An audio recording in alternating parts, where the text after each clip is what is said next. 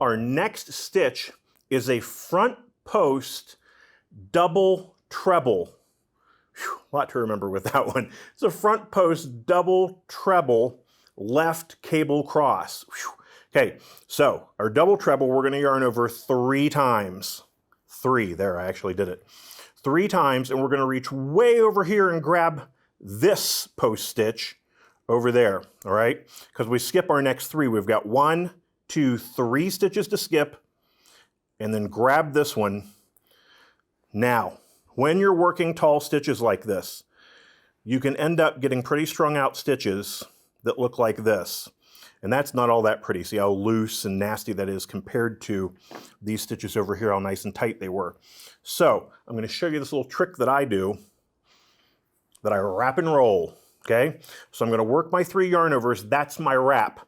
And then I'm going to pull that tension nice and snug right there. Not too tight, but nice and snug. And then I'm going to roll, using this finger, I'm going to roll all the work up over my hook, okay?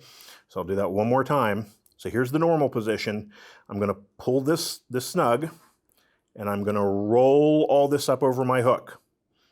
And it'll slip out of your hands a couple of times. This takes a little bit of practice, but it's worth it.